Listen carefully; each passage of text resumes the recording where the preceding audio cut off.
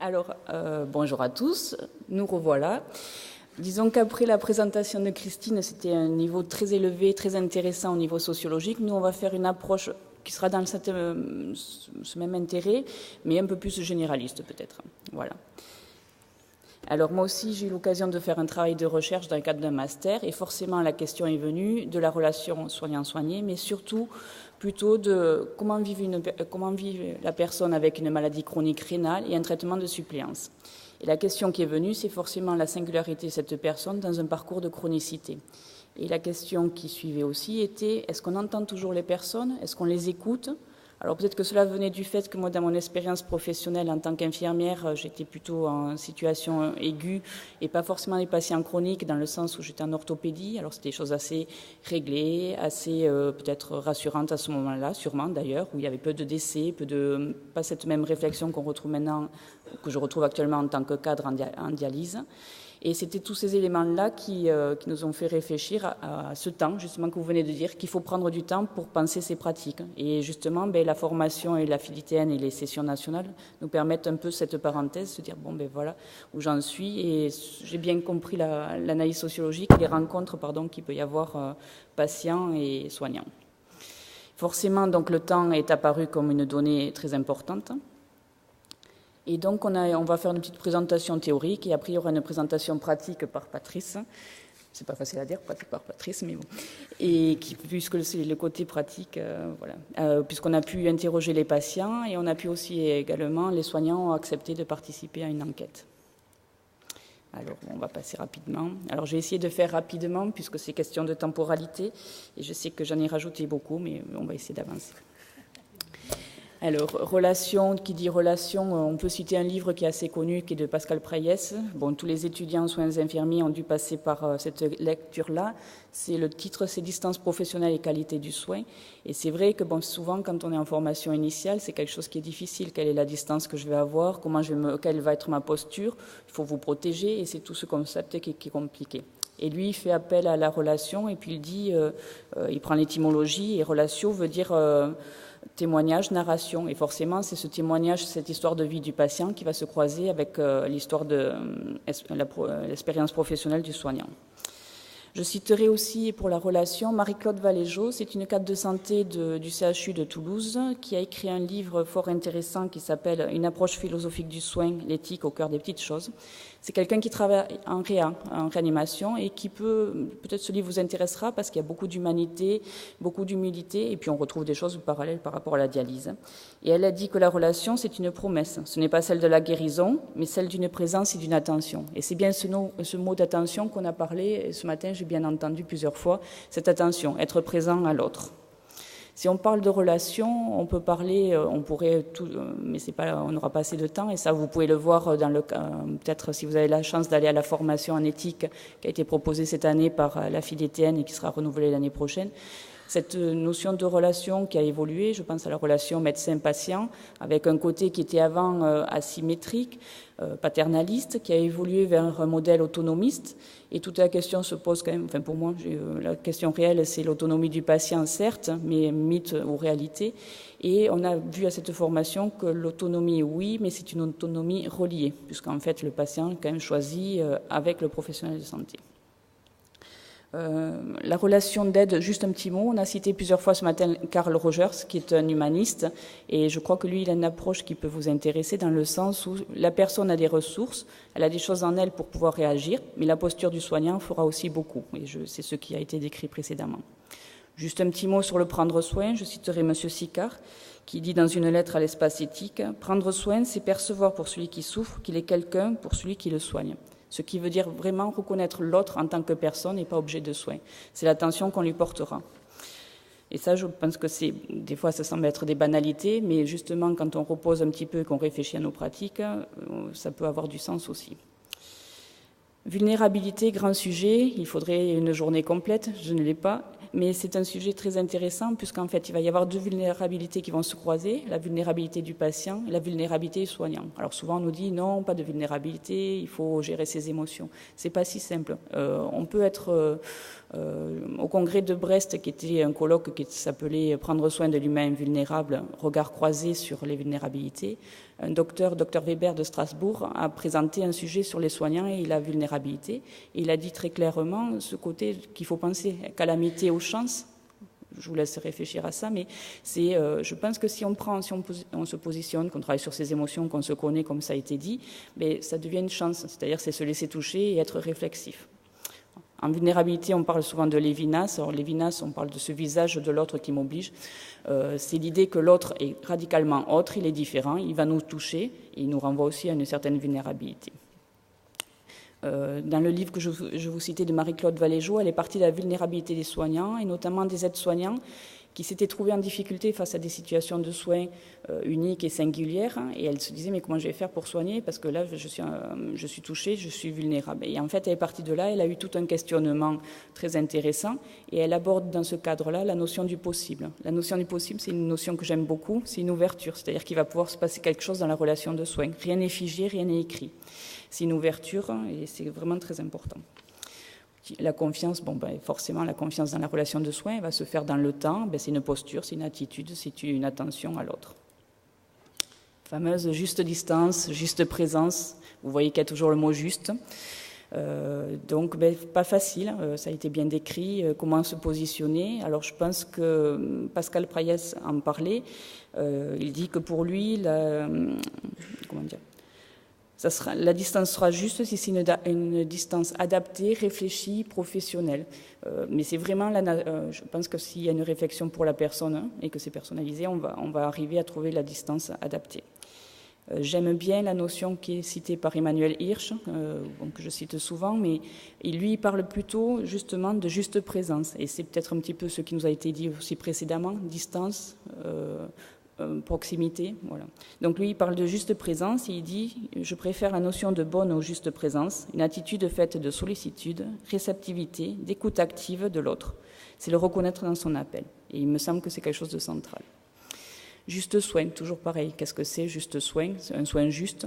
C'est le soin qui va être approprié, qui va être fait pour le patient.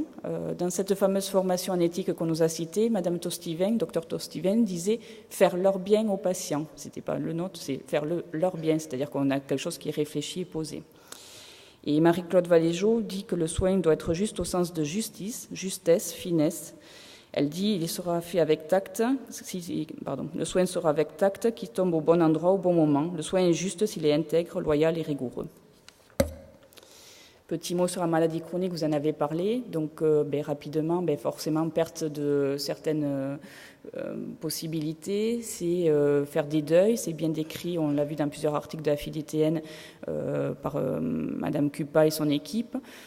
Ça, c'est quelque chose qui est central. C'est aussi cette perte de liberté, difficile, il faut se projeter en même temps sur des choses qui sont inconnues. Il faut anticiper des complications possibles, je pense aux calcifications, et c'est quand même quelque chose de complexe, il va falloir vivre avec, et c'est quand même très difficile à gérer au quotidien.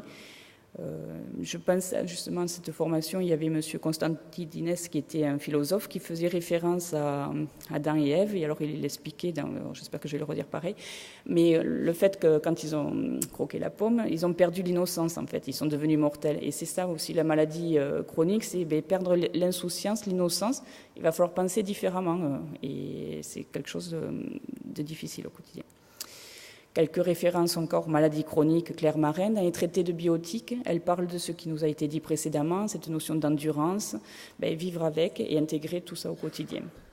Et Marcella Gargiulo, qui est psychologue, elle va plutôt intégrer la notion peut-être d'impact social et de solitude, parce que ça, c'est quelque chose qu'on voit. Peut-être nous, c'est un petit centre, mais de fait, quand ils arrivent, ils sont attendus, les patients, on voit bien qu'il y a quand même un contact social qu'ils n'ont peut-être pas appris, puisque certains, même si on essaie de les aider dans les consignes ou les conduites alimentaires, ils ne vont pas être invités, ils ne vont pas vouloir aller manger ailleurs.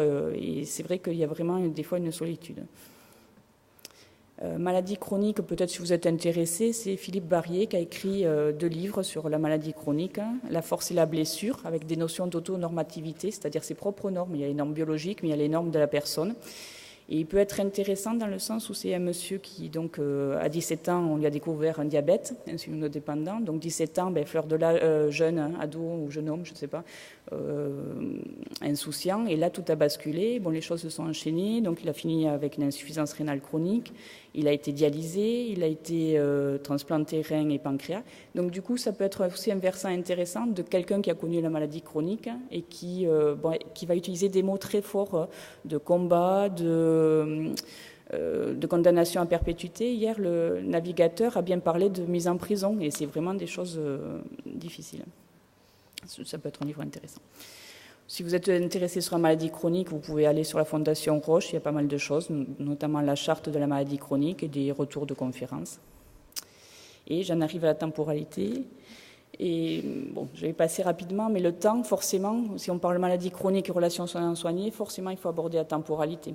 Donc, d'un point de vue philosophique, je vais passer parce que c'est quand même un peu complexe, mais les philosophes ont eu beaucoup ont travaillé sur la philosophie. Certains, comme Heidegger, lui évoquaient la finitude, c'est-à-dire qu'à partir du moment où il y a l'avenir, il y a aussi un risque forcément de mort.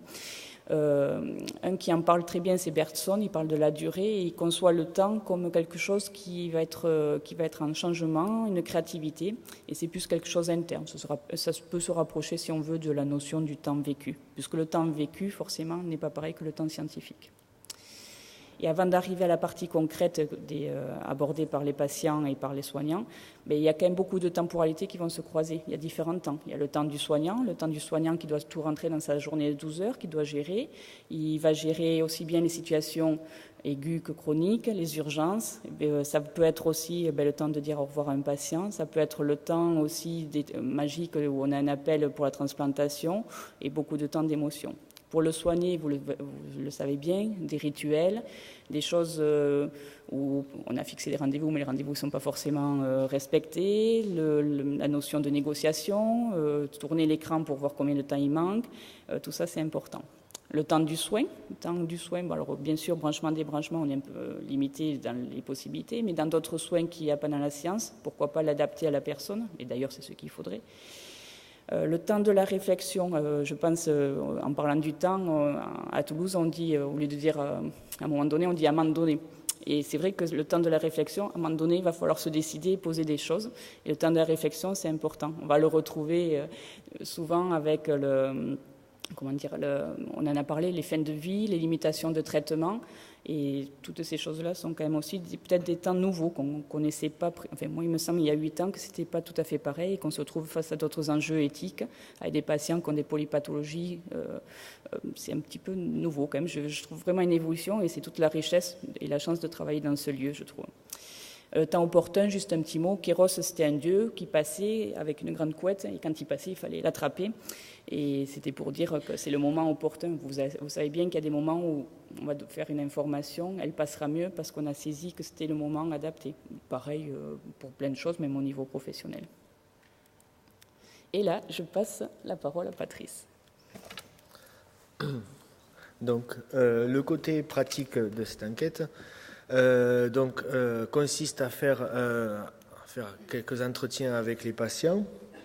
Aussi une enquête qui a été faite sur la qualité de vie des patients, sur une enquête aussi sur la bientraitance, une enquête sur la relation soignée auprès des soignants, mais aussi auprès des soignés.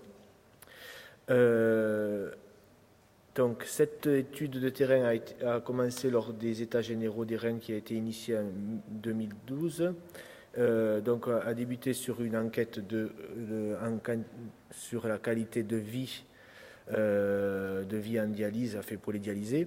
Donc de là, nous avons fait une présentation qui a été faite l'année dernière sur la parole et les mots en dialyse. Donc je vais passer rapidement.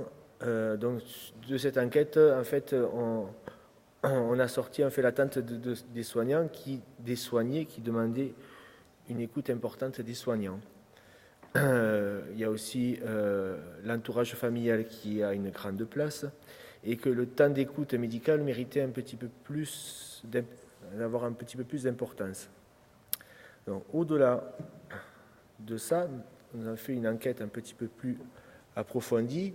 auprès des patients, ciblé donc sur la relation soignant-soigné, où nous avons donné la parole aux patients sur des questions avec des réponses ouvertes. Donc ces documents ont pu être remplis à domicile, le choix, ou accompagnés d'un soignant qui retranscrivait les paroles du soignant. Donc cette enquête était basée sur l'écoute. Est-ce qu'on se sentait entendu? Est-ce qu'on avait aussi le temps de s'exprimer librement? Sur la distance professionnelle, sur la juste distance, on en a déjà parlé, sur l'ambiance, on va dire, générale du service, et aussi l'écoute aussi qu'il peut y avoir dans les autres services, parce que c'est des patients qui sont plus ou moins, enfin, qui sont souvent hospitalisés. Donc, année ressortie, c'est de l'autre côté, voilà. Année ressortie sur l'écoute des patients, l'importance de l'écoute en dialyse, ressorti plusieurs fois. Donc, je vous laisse regarder, lire aussi quelques extraits de certains témoignages. L'importance de laisser l'expression, laisser parler les patients, ça c'est vraiment très important pour eux. La relation, par contre, la relation soignant-soigné est beaucoup plus difficile dans d'autres services. Donc, c'est pas le sujet de savoir le pourquoi. Ils se sentent moins écoutés et il y a aussi un témoignage d'un patient qui dit, surtout au service des urgences, où on ne se sent pas écouté lors, par exemple, d'une situation d'OAP où la personne vraiment ne s'est vraiment sentie pas du tout entendue. Au niveau de la... Décidément, ça c'est mon côté gaucher, je suis désolé. Voilà. Non, c'est là. Non, c'est pas là. Non, c'est là, c'est là, c'est là. C'est là, voilà. Alors, la distance professionnelle est-elle adaptée? Sommes-nous trop proches ou pas suffisamment? Il est ressorti une certaine sensibilité de certains patients où, en fait, ils se disent, mais comment vous faites? Est-ce que c'est pas difficile de ne pas tomber dans l'affectif? Parce qu'on se voit souvent, il y a certaines affinités qui se font avec certains patients aussi préfèrent, entre guillemets, certains soignants.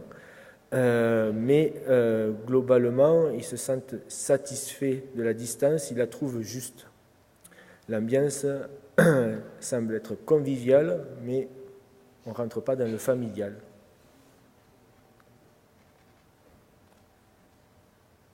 Décidément, je ne vais pas y arriver. Alors, auprès des soignants, dans le cadre d'un master en éthique, Elisabeth, qui est toujours en soif de savoir professionnel, a fait une enquête, pareil, sur une base de questions avec des réponses très ouvertes. Donc la synthèse fut très très difficile à faire parce que les soignants, dans une grande honnêteté et d'une réflexion pertinente sur leur pratique, dans leur rôle infirmier mais aussi de soignants, ont répondu vraiment très honnêtement. Donc plus de 50% de soignants ont répondu à cette enquête qui en fait était basée sur leur rôle, la juste distance, l'écoute, le jugement, les attitudes en service, le tutoiement et les difficultés de prise en charge aussi des patients chroniques. Tu ne vais pas y arriver. Hein? Alors, en est ressorti que l'exercice en dialyse est un bon compromis entre la technique et le relationnel, qu'il y a un très grand intérêt de la relation à l'autre qui apparaît clairement.